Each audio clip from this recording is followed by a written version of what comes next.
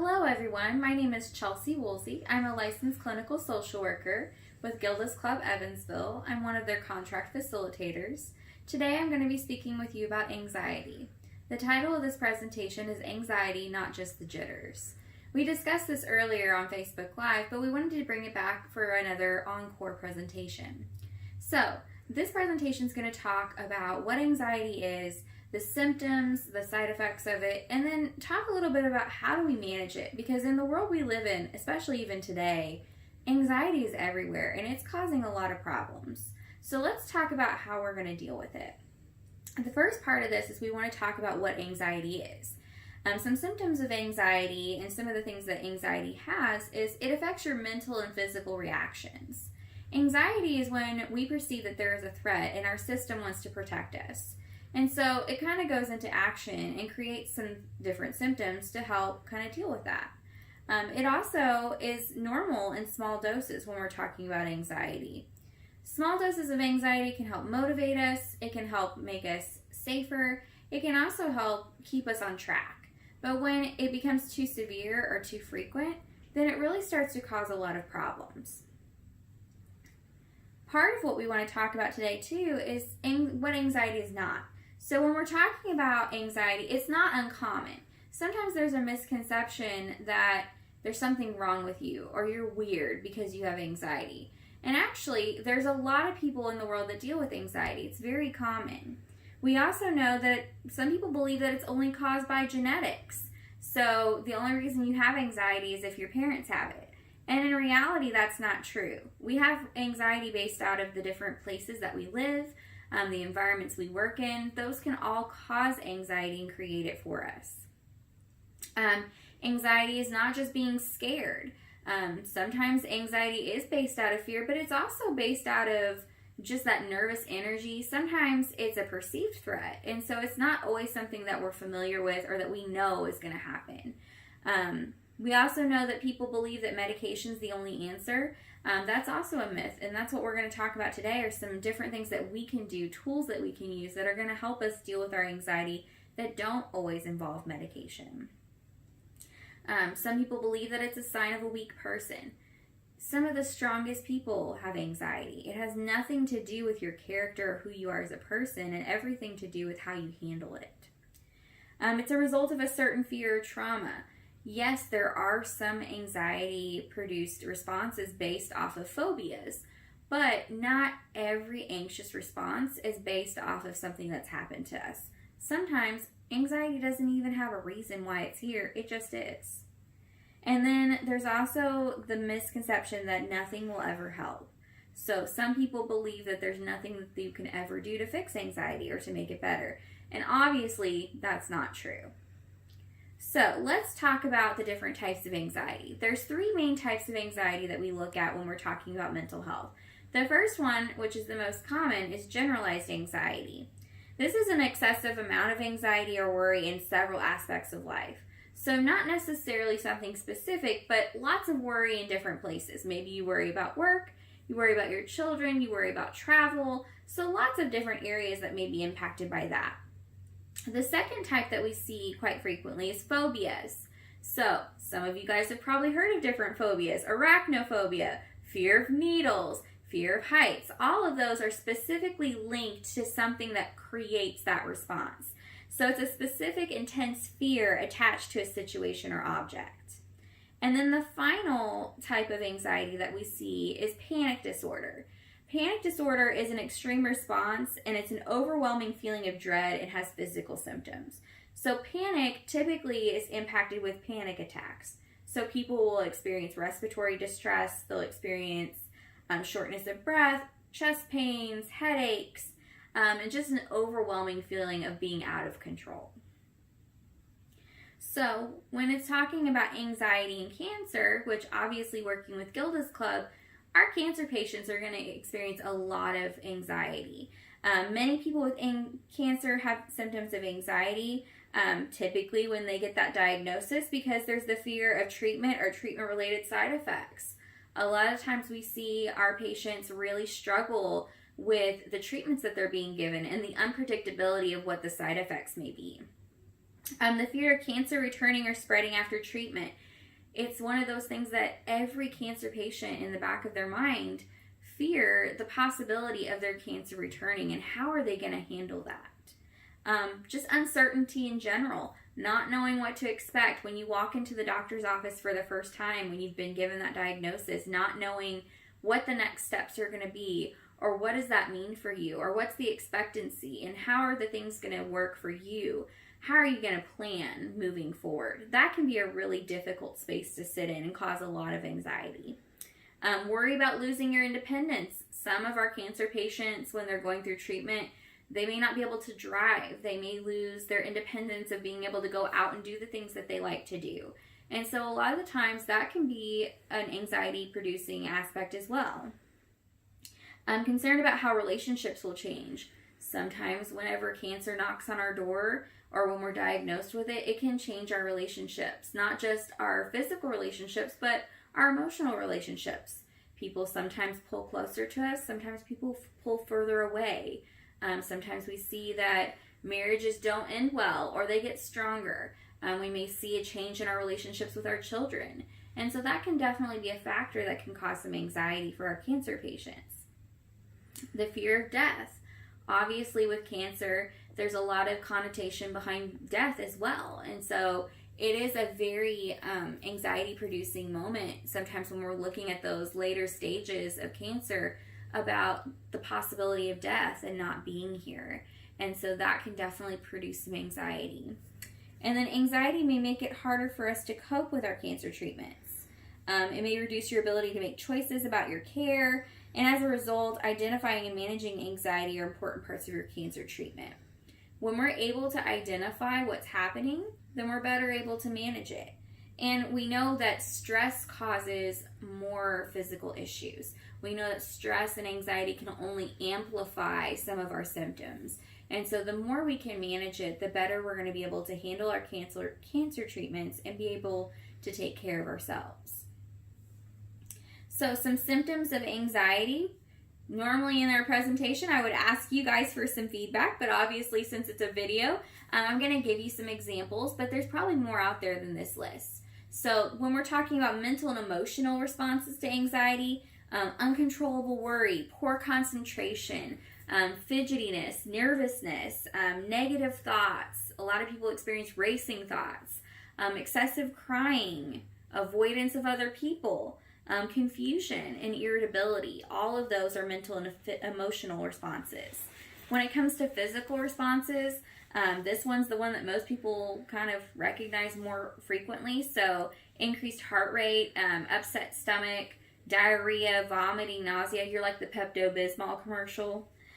You have muscle tension, headaches, fatigue, blood pressure issues. You may have appetite changes. So all of those are physical responses to anxiety.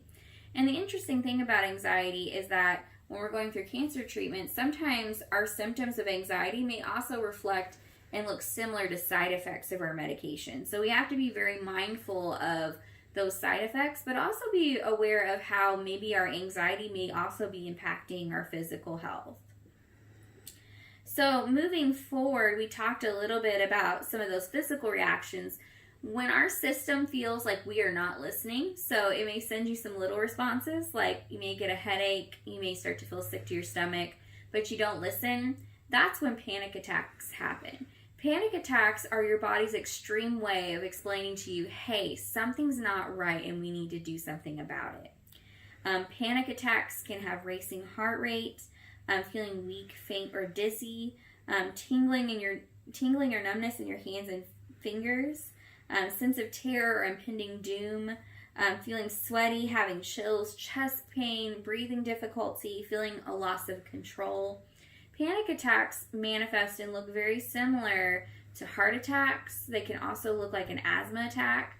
So it's always good to talk to your healthcare provider to make sure there's nothing else happening. But we also know that anxiety can mimic those things and can actually manifest those symptoms. So you're probably thinking at this point, gosh, she's told me all the things that are going wrong and all the terrible things about anxiety. What am I supposed to do about it? Well, you're in luck because I got some answers for you. So some ways to handle anxiety.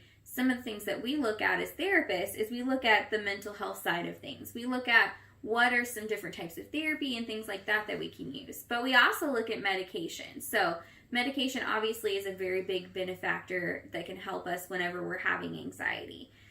Talking to your healthcare provider about that, discussing what are some options regarding to medication. But with that, medication and therapy need to go hand in hand. Not one is going to be the problem solver. We need both of them to be successful together. We look at cognitive behavioral therapy. Cognitive behavioral therapy, also known as CBT therapy, is looking at the mental health ways of handling your anxiety. So coping skills, ways to handle racing thoughts, dealing with thought stopping. How do you manage those symptoms? We also talk a lot about meditation and mindfulness. Relaxation is a huge piece of that.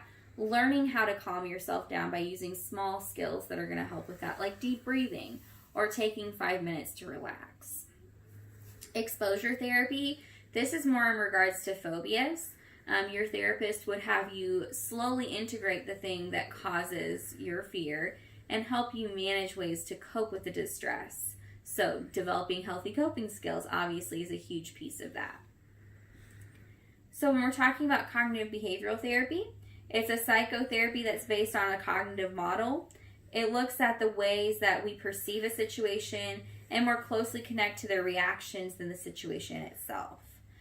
One important part of CBT is helping your clients to change their unhealthy thinking and behavioral patterns. So we have to recognize that our thinking is unhealthy, and then we have to learn how to change it. So when we're talking about that CBT process, obviously that has a lot to do with coping skills. So you're probably wondering, what are coping skills? Man, how am I going to get those? So coping skills, they're psychological ways for us to deal with problems. They're both personal and interpersonal and can be seeking different types of tolerance when we're looking at stress and difficult situations.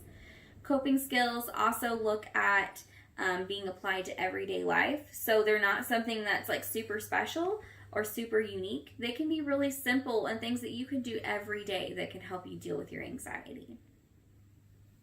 So the different types of coping skills, there's several categories that we're going to look at. But some of those are diversions, social and interpersonal, cognitive, tension releasers, physical, spiritual, and limit setting. All of these are going to be different types of coping skills that we can use. The first type that we're going to look at is diversions.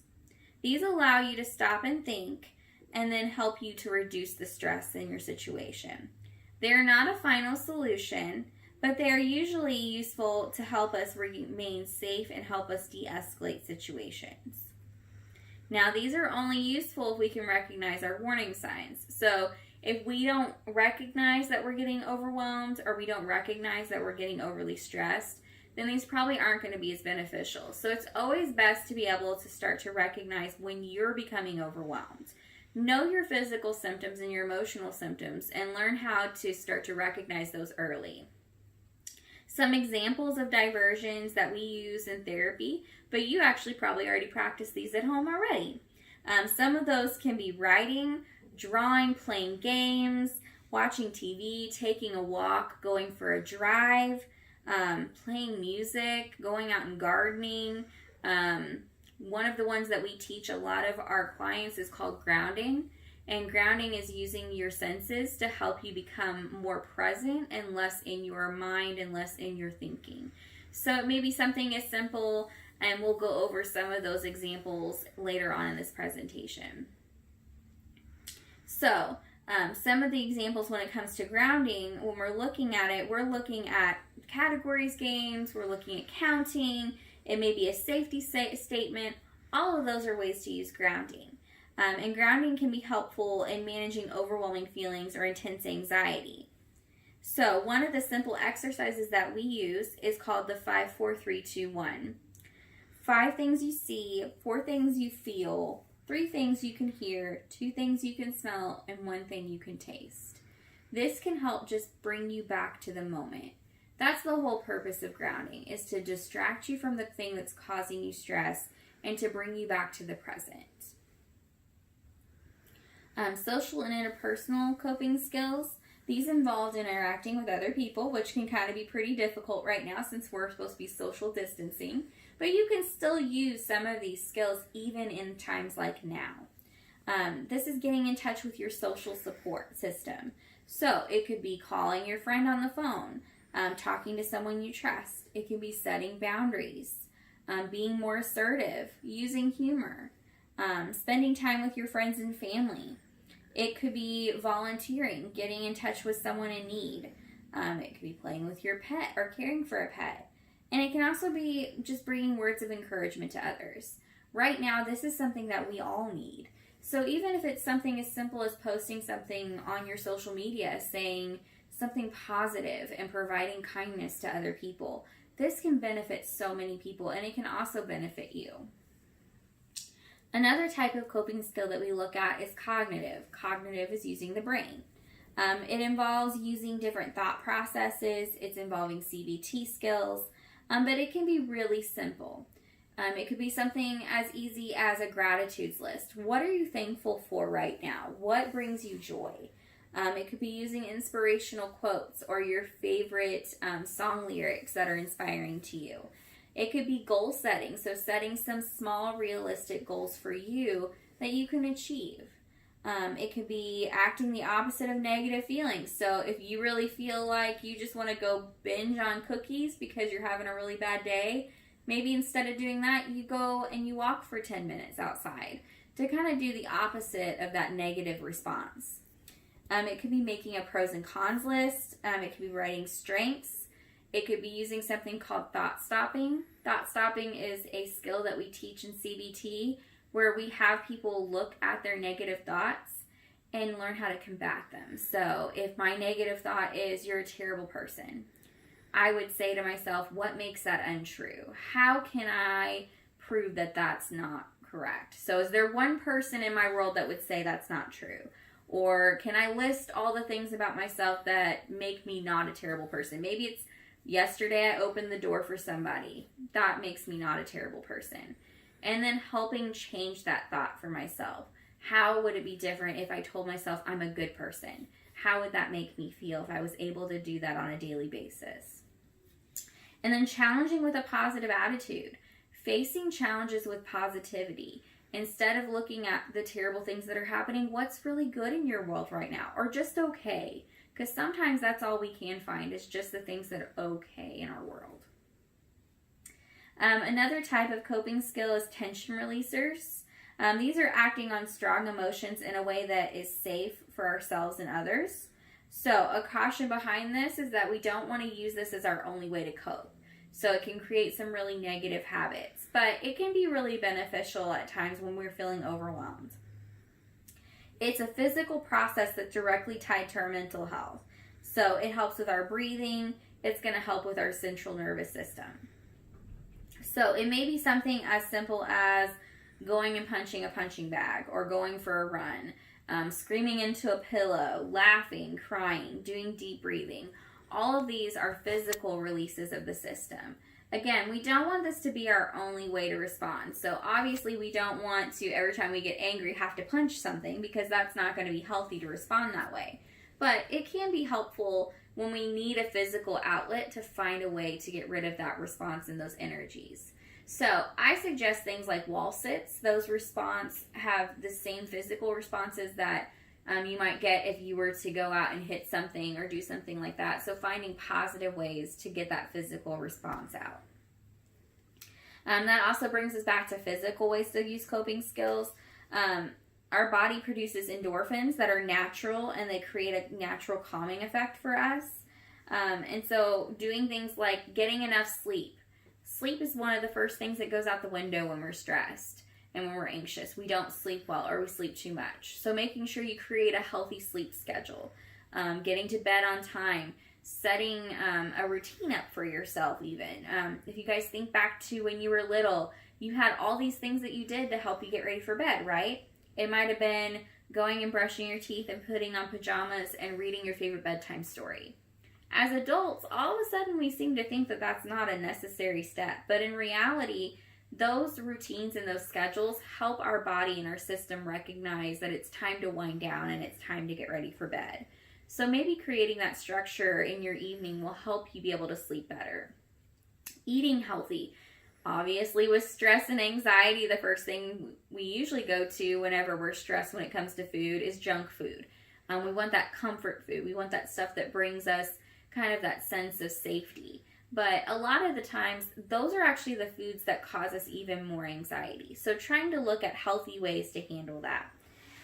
Looking at getting in a good routine overall, especially right now for those of us that have to stay home, or maybe we are working from home, still creating that same structure that we need in our daily routine. So it might be setting a time to get up in the morning, making sure that you're still keeping structure within your day. Limiting your caffeine is really important. Caffeine can definitely impact anxiety. It increases your heart rate and can cause jitters. So making sure that we're being careful with that. And then also, obviously, using deep breathing, again, can be really beneficial. Spiritual coping skills are really important because finding a connection to something bigger than you brings all of us joy. We all want to have a sense of purpose. We all want to have something that makes us feel connected. And so when we have that, we feel more worthwhile, and we feel more peaceful.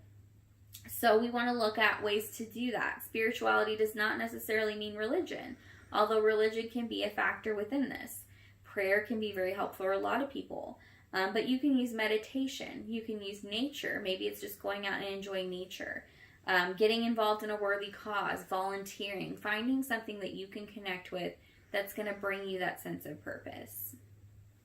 And then the final one that we look at is limit setting. It's a preventative measure to protect us. So we need to be able to pare down the things that aren't necessary in our world and making sure that we aren't overstretching ourselves. We all know that person who plans their day and probably plans from the minute they get up until the minute they go to bed, and they are scheduled down to the minute.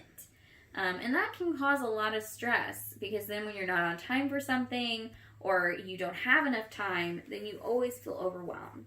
So when we're looking at that, look at dropping involvements you don't have to be involved in. If you're involved in 5 different committees and you're spending 6 days a week out, maybe you need to look at maybe coming down off of some of those things and giving yourself some space.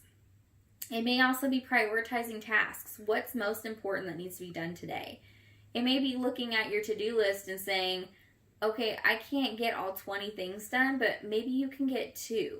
So, for example, I give the example a lot of the times in my groups, what's more important today? Do you need clothes to wear tomorrow, or do you need to wash the dishes? Which one weighs out more? Most people are probably going to say clothes, because if they don't have any clothes, they obviously can't go anywhere, or probably shouldn't be going anywhere. So, making sure that you prioritize what's most important today for me, and praise yourself even if you only get it partially done. It's okay if you don't complete an entire task, but getting some of it done is still a celebration. Learning to say no. You don't always have to say yes to everything. Sometimes it's important to be able to assert ourselves and tell people that we're not okay with something. And that involves assertive communication, making sure people know what your needs are and telling them what that means. And then scheduling time for yourself. Self-care is really important. And typically when we're looking at stress and anxiety, self-care is one of the first things we lose. We don't shower. We don't do some of the things that bring us joy, like maybe reading our favorite book or coloring or watching a movie. Those things may stop to be important to us because they're things that we feel like we can get rid of. But in reality, self-care probably should be on the top of our list. So how do we use coping skills? It's really simple. You practice all the time. You need to be practicing daily these skills. They need to become second nature. You want to be able to have at least 5 to 10 of them that you know you can do without a question, and they're easy for us. Try several different kinds, and if it doesn't work this time, try something else. Because just because it worked on one thing doesn't mean it's going to work on everything. And sometimes we have to be able to pull up different types of resources whenever we're stressed. And not all coping skills are going to work today. They may work tomorrow. They may not work at all. So make sure you're trying out different ones. And then I always suggest to people creating what I call the fire drill. If you guys remember back in elementary school, you knew what fire drills were, right? So the siren would go off and you would know, okay, I have to take this route and this is where we meet, and they take attendance and they make sure everybody's there. Well, the same should be said for our mental health. We don't have a disaster plan for our mental health. We have a disaster plan for everything else in the world, but not one for mental health. So why wouldn't we create a disaster plan for when our anxiety is overwhelming, our stress is too much? We need to know how to handle it. So create 5 to 10 different coping skills that you know that you can use. Put them on an index card. Put them in your wallet. Put them in your phone. Put them somewhere where you know they're going to be. And when you start to get overwhelmed, practice your fire drill. Use it to help you better manage those issues and help yourself be more prepared. And that concludes our presentation. I hope you guys find this useful information. And if you have any questions, you can always contact us at Gilda's Club at www.gcevv.org. Thank you so much.